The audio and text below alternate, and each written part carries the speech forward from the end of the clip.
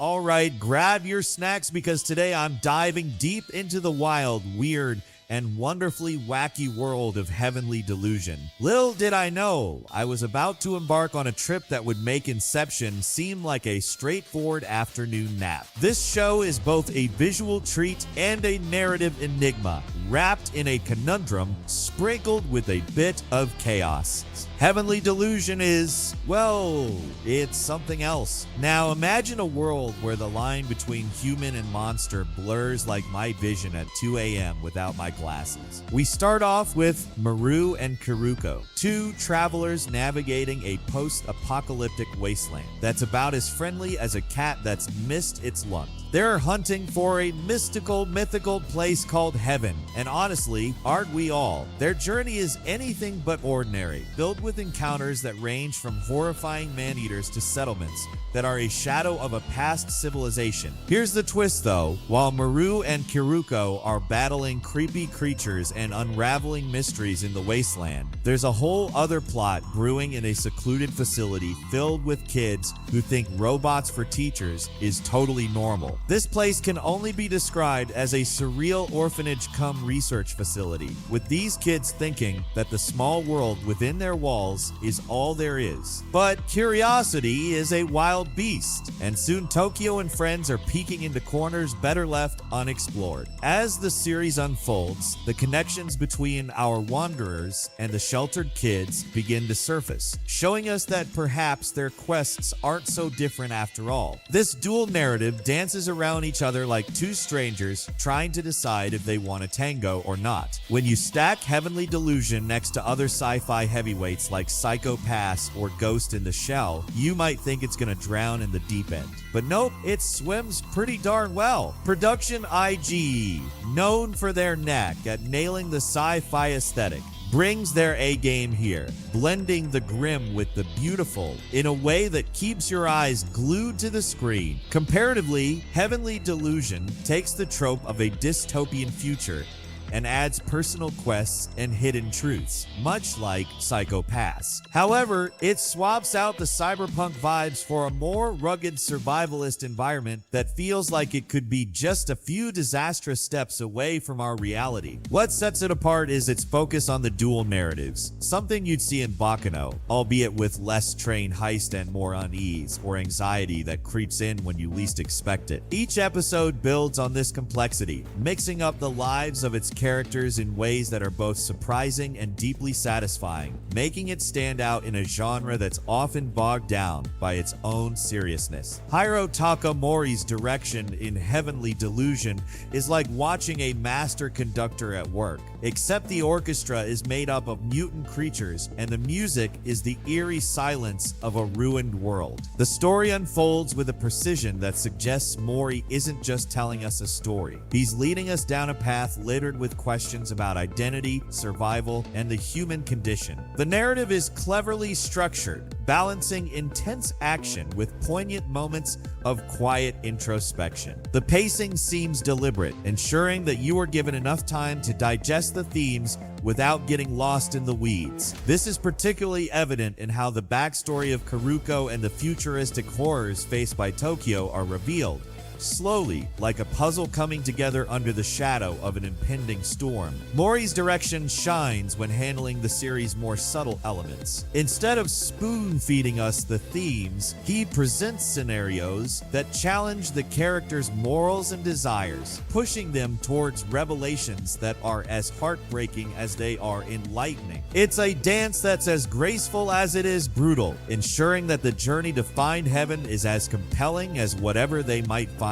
there. Alright, let's talk characters because honestly, Heavenly Delusion serves up some of the most intriguing I've seen in a while. Kiruko and Maru are our leads, and their chemistry is the kind you'd expect in a survival duo. Complex, charged with an undercurrent of mutual dependence, and sprinkled with the occasional bout of bickering. Kiruko basically drives much of the plot's intrigue. Her character is a mixture of toughness and vulnerability, showing us that strength often comes from overcoming, or at least negotiating with one's demons. This makes Maru the breath of fresh air in the often stifling atmosphere of the wasteland. His ability to kill with a touch is a curse that he wears like an awkward badge, providing both comic relief and tragic depth to his interactions. Tokyo and Mimiheime's journey from sheltered innocence to courageous curiosity forms the emotional core of the series. Watching their worldview expand is like watching a flower bloom in Fast Forward, a beautiful, if sometimes painful, evolution. Heavenly Delusion is an anime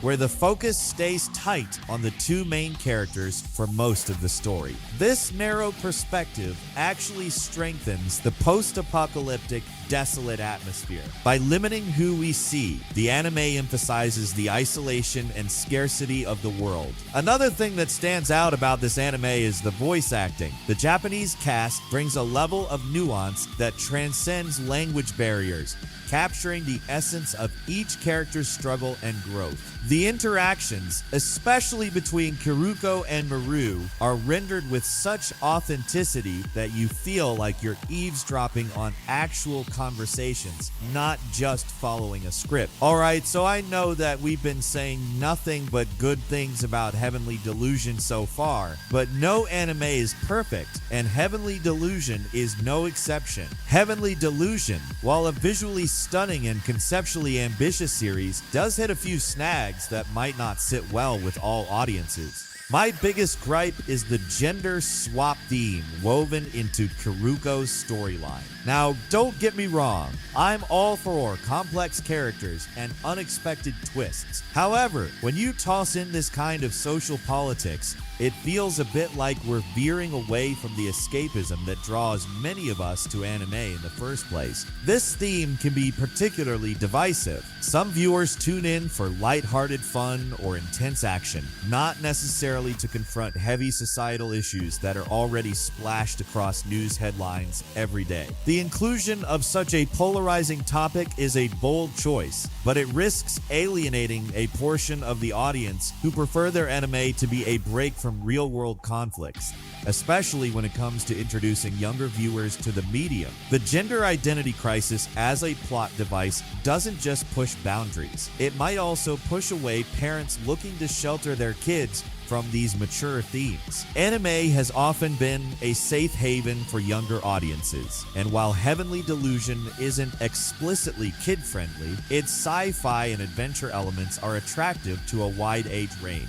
Introducing such themes without clear warnings can lead to uncomfortable surprises for viewers who prefer to keep their entertainment and political discussions separate. This isn't about censoring crucial narratives, but about respecting the diverse preferences of the anime community, ensuring that all viewers can enjoy their viewing experience without stumbling into unexpected and potentially unwelcome territory. Another issue is the show's complex dual narrative structure, which, while ambitious, sometimes leaves viewers scrambling to connect the dots between Maru and Kiruko's wasteland adventures and Tokyo's sheltered existence. The transitions between these two worlds can feel jarring, with not enough narrative breadcrumbs to guide us smoothly from one storyline to the other. Furthermore, while the series excels in character development for its leads, some of the secondary characters feel underdeveloped. This is particularly noticeable in the facility kids, who sometimes come off as mere backdrops to Tokyo's story rather than fully realized individuals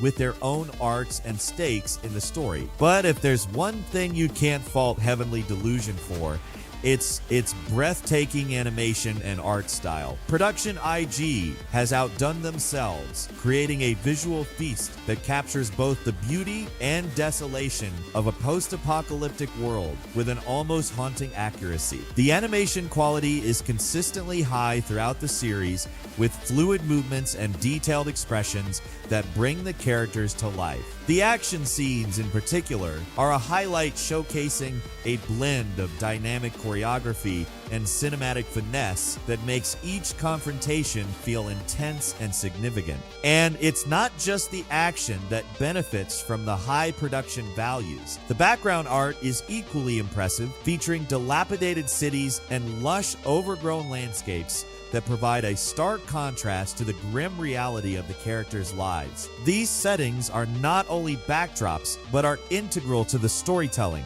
enhancing the atmosphere and helping to set the emotional tone of each scene. The color palette also deserves mention. It feels like it's carefully chosen to reflect the mood of the series, with muted tones dominating much of the wasteland scenes, while more vibrant colors emerge during moments of hope or revelation. This deepens the narrative, highlighting shifts in the characters' journeys and the overarching themes of the anime. I honestly enjoyed the imaginative storytelling and breathtaking animation of Heavenly Delusion. While it might leave your head spinning with its convoluted plot twists or enrage you with its divisiveness, it's a series that dares to dream big and challenge its audience in ways that are both thought-provoking and profoundly entertaining. The series is not without its flaws. Occasional pacing issues and a tendency towards overcomplication can detract from the overall experience. However, these are minor compared to the sheer ambition and heart that the show displays. It is a bold exploration of what it means to seek out your own version of heaven in a world that seems hell-bent on denying such dreams. I recommend Heavenly Delusion to anyone who loves their sci-fi with a heavy dose of horror,